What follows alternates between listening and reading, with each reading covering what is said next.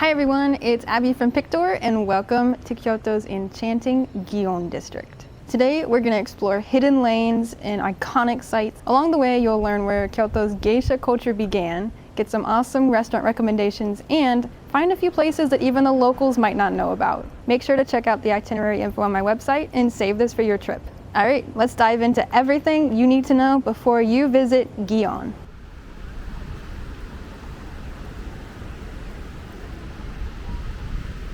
Alright, so I just took the train to Gion Shijo Station, which is by Shijo Bridge.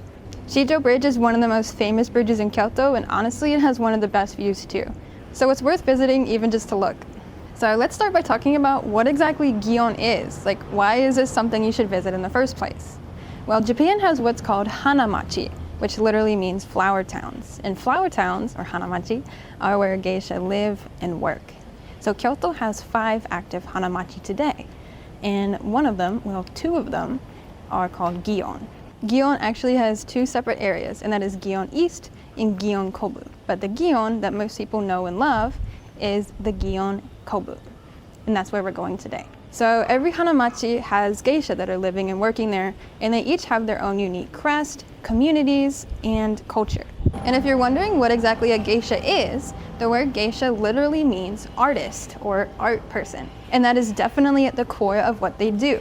Geishas today primarily entertain by dancing or playing instruments. And for that reason, each Hanamachi is going to have its own dance performances, or odori, which you can visit usually in the spring, but some are also in November. So you'll know when you reach Hanamikoji Street because it will open up and it's a big street like this.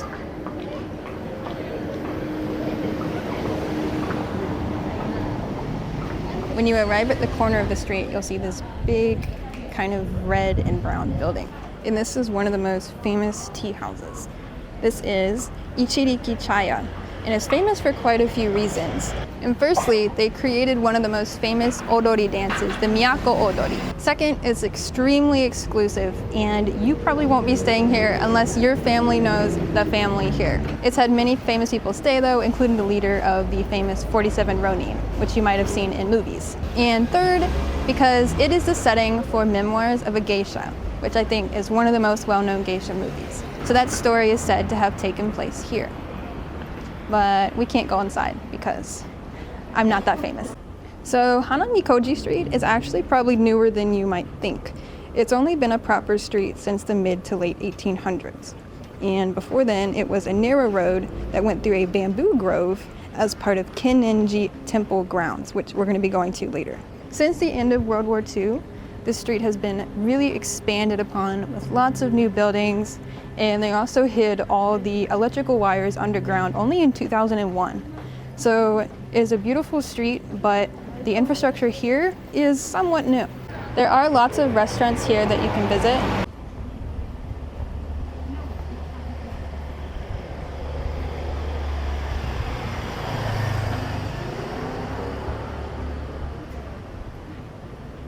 So once you leave Hanamikoji Street, you're gonna walk down towards Yasaka Shrine.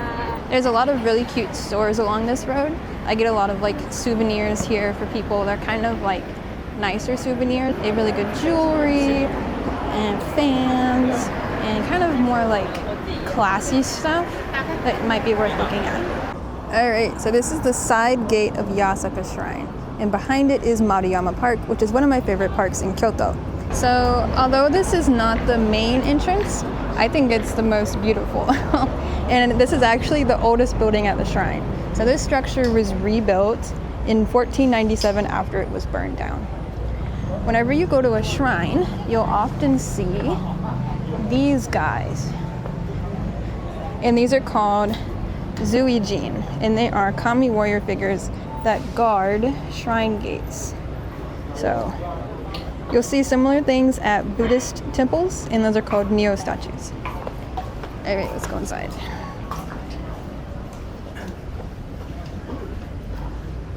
So oftentimes when you come here, they have like lots of food you can get. Pretty typical street food. We have some meat, we have some squid here, We have that 10 yen coin that everyone kind of loses their mind over. People go crazy over this thing. I think it's good. It's like a pancake with cheese in the middle. We also have the tornado potato, which is good. So this shrine might go back to the year 656, but a proper building was not built here until 876, which is still pretty old. But it was built when a Buddhist monk wanted to build a place to Susanoo. Susanoo is one of the most famous kami, or gods, in the Shinto religion, Shinto being the religion that's exclusive to Japan. Susanoo is the younger brother of the sun goddess, Amaterasu, and she is the mythical ancestress of the imperial line. So the current emperor is said to be related to this guy's sister, which is pretty cool. Now, if you were keenly listening, you might have noticed that I said a Buddhist monk created a Shinto shrine. At the time, this was totally normal, the conflation of the two religions. That's because when Buddhism was introduced from China in the 6th century, the Japanese people already had Shintoism, and now they had Buddhism, and they were like, how are we going to make these work together? And they made it happen. But that is until 1868 when the government decided that, no, these two religions need to be separated, they are separate. So before this separation, this shrine was known as Gion Shrine. And nowadays it's known as Yasaka Shrine. So you might have also heard of the Gion Festival. Gion Festival is probably the biggest festival in Kyoto. And yes, it is affiliated with this shrine. And it's still called the Gion Festival. So if you come to a shrine by yourself, it can be kind of overwhelming to know what to do. So I'm going to tell you how you can enjoy everything here. Let's start at the very beginning with the purification ritual, which is when you wash your hands and traditionally your mouth. You can find that over by the main gate, which is also where the beverages are because it is super hot right now and you might need that. So when you come here, you can rinse each of your hands, and then if you want, you can rinse your mouth and you'll be good to go. Next, so you're going to pass by the stage, which is where they do dances and they have festival stuff, and you're going to keep going, and this is the main shrine. So this is the main place where you can make a wish. So enshrined here is Susanoo, as well as his wife and their many children. So you can pray to all of them here. So the way to do that is you'll toss a coin inside, then you'll shake the bell, and then you'll bow, bow, clap, clap, and make your wish. And then you'll bow one more time. I love whenever a shrine or a temple has a bell because it allows you to announce yourself before you pray. So it's kind of like saying, hello, gods, please listen to my wish. And that's the point. So don't be scared to actually shake it. A lot of my clients are like, I'm too scared to make noise. You want to make noise so that you let the gods know I'm here. Although maybe they get sick of hearing it after a while. I don't know. So I said that the husband and wife gods are enshrined here, and because they were very close, eventually over time the shrine became thought of as a spiritual love spot.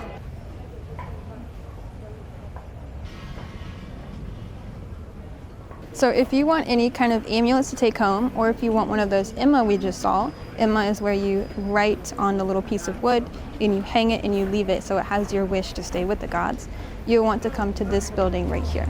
And here's where you can buy all of that stuff. So going back past the main hall, there's quite a few little things over here that you might not be able to know about otherwise. So I'm gonna tell you because they're really cool. So the first place has beauty water. So you can wash your skin in the beauty water and hopefully you'll become even more beautiful than you already are. This is a very popular spot. So this is your water. You can wash your skin, become more beautiful, and then you can make a wish here to also become even more beautiful.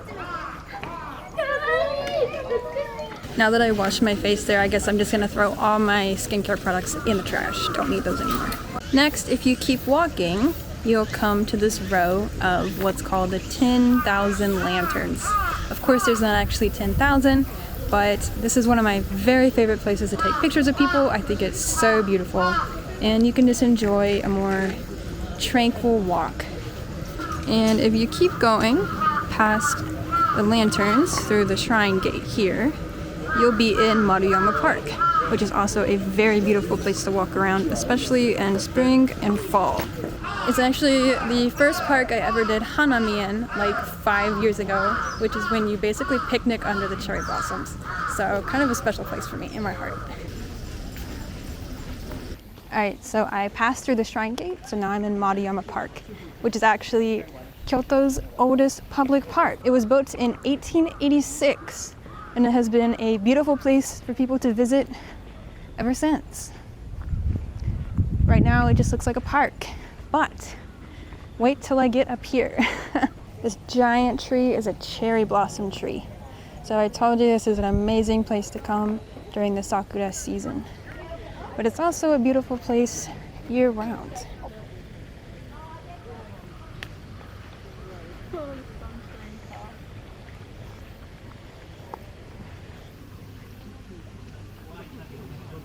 So now that we're done at Maruyama Park, we're going to go back through Yasaka Shrine. Yes, I have my sun umbrella. It's very hot. And we're going to go to Kennin-ji Temple.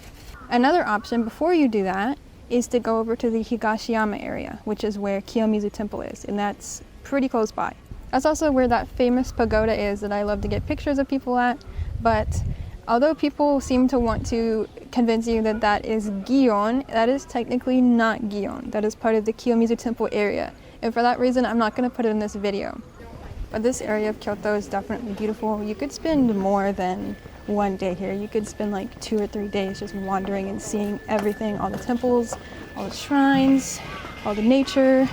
It is a really amazing area, and that's another reason I tell people don't rush your time in Kyoto unless you're here for like 3 days total in Japan. I always recommend spending a lot of time in Kyoto. I think Tokyo is a very fun place. So I think Tokyo and Kyoto are your best bets. Honestly, I think Osaka is a day trip. I have a lot of clients that say they had fun in Osaka, but once they'd done Tokyo and once they'd seen the beauty of Kyoto, maybe you don't need more than like a day or so there. But a lot of people do love Osaka. That's just kind of the feeling I've gathered from a lot of different people. All right, so we're back at the front, or technically not the front, but theoretically in real life, it is the front gate of Yasaka Shrine. So my first 2 restaurant recommendations are actually right next to each other. And the first one is Gyukatsu. Gyukatsu is katsu pork. So it's like a fried pork. And this is a pretty popular place, but it is definitely one of the best places to get katsu in Kyoto.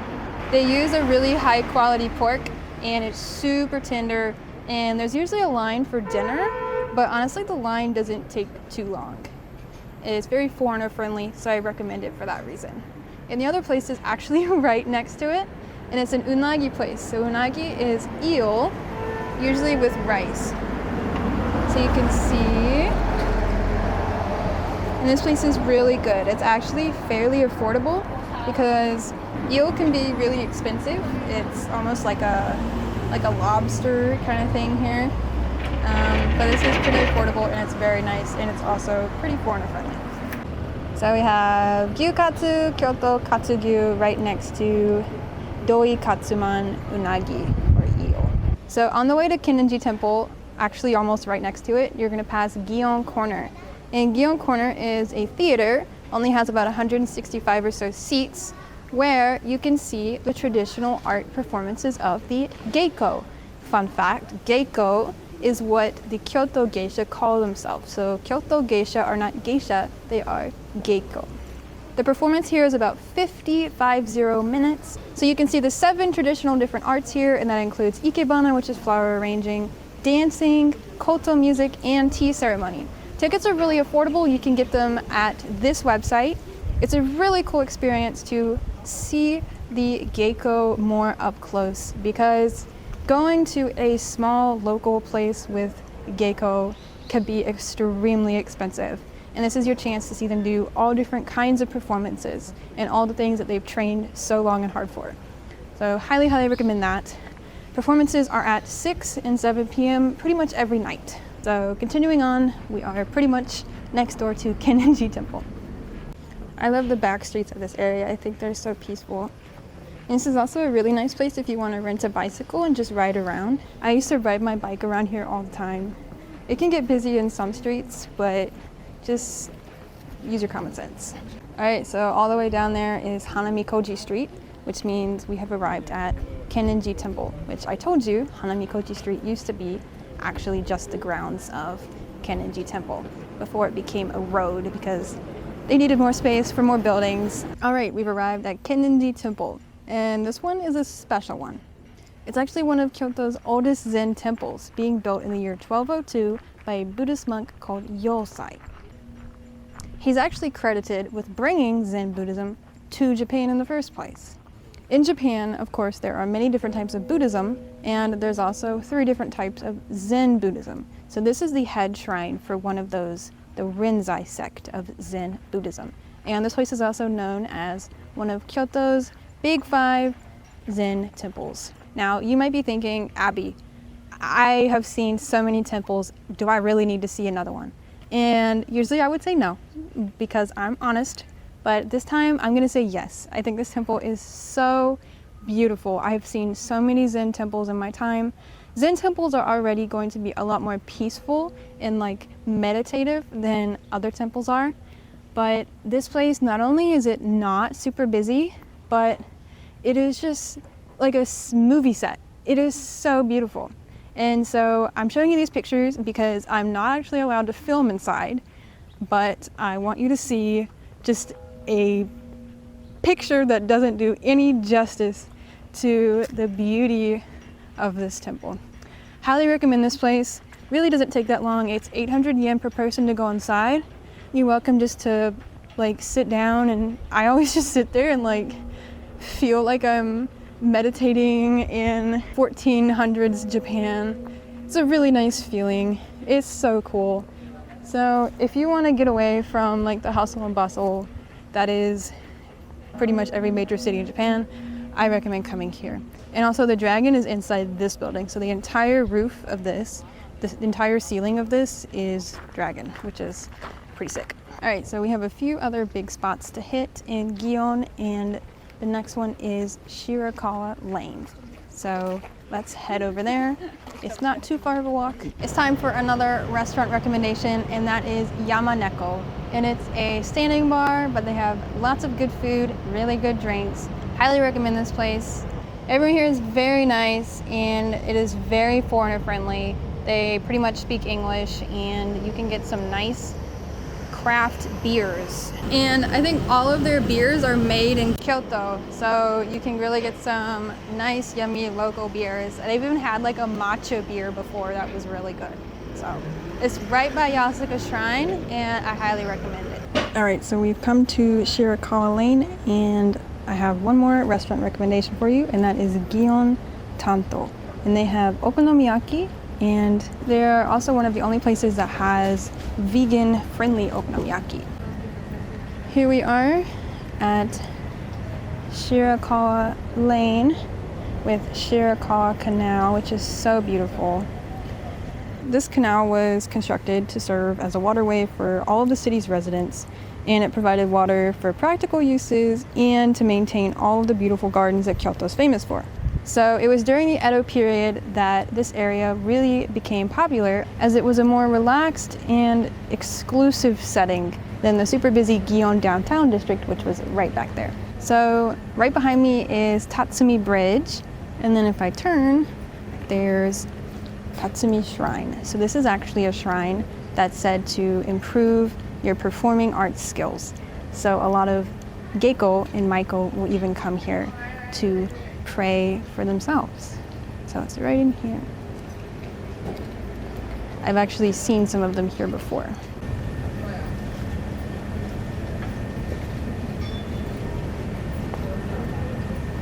So you can see there's lots of buildings along the river here, and this area has a lot of very exclusive, expensive restaurants that I will not personally recommend to you because I do not eat extremely expensive food. But this is some of the best in Kyoto.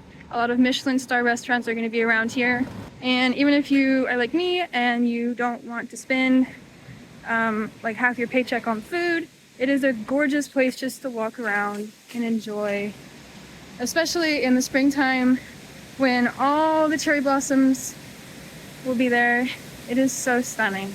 All right, so we've about finished here, and the next area I would recommend going is to the Poncho area, which is actually another Hanamachi right across the river. But I'm gonna save that for the next video. That is the best place to have fun and get some drinks and some yummy food and walk around. But I have to save that because I can't give you too much in one video. So I hope you got something useful from this video. I hope you remember that Kyoto's geisha are called geiko, and I hope you can have a great time when you come to Kyoto. Make sure to reach out on my website if you're interested in a photo shoot, and I'll see you in the next video.